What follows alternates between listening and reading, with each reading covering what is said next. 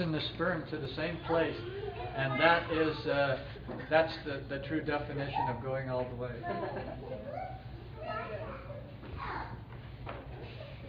I was just going to make a comment that you talked about. I don't really know that much about genetics, the kind of things that you were talking about, but I read once that it's a well-established fact that in the animal world that the mother dog, sometimes a second litter by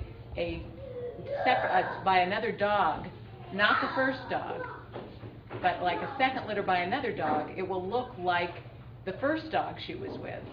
And they've seen that occasionally in humans, that the child will look like the first husband, like even I heard of the case of a black child, because the first husband was black, the second, so I think, yeah, something in there stays,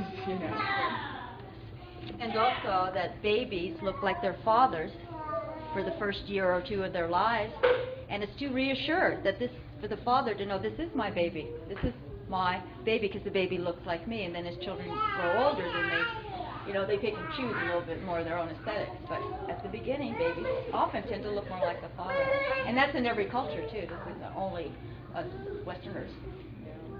Yeah, I think there's a lot going here for us two-leggeds now, in that we're being kinder to the children, who are then now having babies and are doing even better.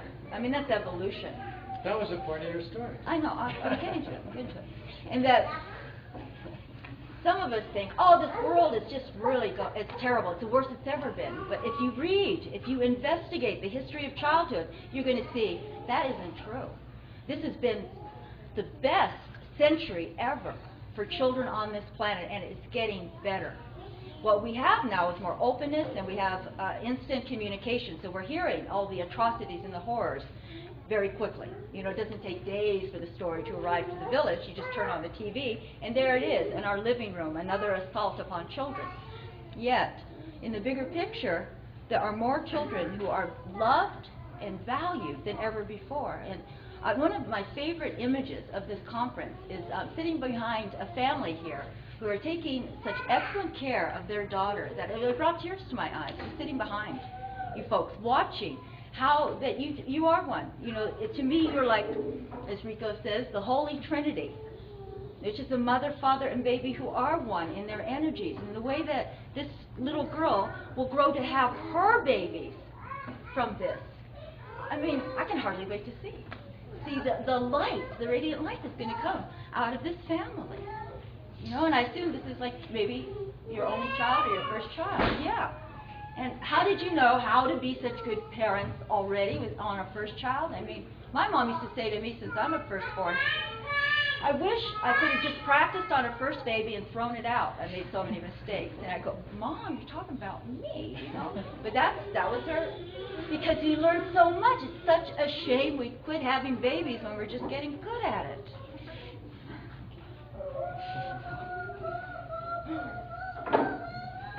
So we ask once again for questions or dialogue. Okay, I'll say one more thing. Just your comment that you stop having babies when you get good at it, and that I read in a book called Why Zebras Don't Get Ulcers by Robert Sapolsky. It's really good. And he said that some people's bodily functions do improve with age. And most people just, they just assume that, as you get older, you get sicker. That's a natural consequence. And I think especially, my birth definitely got easier. And I think my mother was told when she had her last child at 33, well, you can't possibly, now you're old, and your body can't do it anymore. Whereas I think when I had my last child when I was almost 30, I'd finally gotten to, now I got it down. Now I think my uterus was stronger. My uterus worked more efficiently. But in this culture, we're taught that, well, parts wear down. So as you get older, then your uterus will get weaker. Body is machine. Yeah. Yeah. Oh gosh, Laura, you inspire so much about that, because I live in a community where women are having babies into their 50s, and no one even blinks an eye about it. And I'm a very small family. I only have 6 children, and obviously I wasted my time doing other things. And my sisters feel sorry for me because they have a dozen or more. Okay, we're in a small rural Mormon community where I live. And so I have that contrast there because it's the beliefs of the culture that, what do you mean about age? You just keep on having babies. God gives us babies, we have babies. They have pretty fine births there. So it's not how many years we've lived, it's how we've lived those years. Because these sisters are also practicing word of wisdom and other ways that they keep themselves healthy. And it's true too, that when you have a baby and it's a wonderful birth that is spontaneous, our wombs are made stronger and also more orgasmic. And I think that's one of the world's best kept secrets, is converse in this culture. But the woman's experience of sexuality, or I won't say for anyone else here, my experience is that our sexuality has gotten better and capacity for orgasm stronger and deeper because I've used the muscle, I've exercised this muscle. And I understand what the outcome of what our lovemaking might be. It could be a baby. Great! Whereas women who are traumatized at birth, they often will turn their backs to their husbands and not want to have sex because even if they're not conscious of it, that still exists in every cell of their body. Making love makes pain and trauma and despair for me.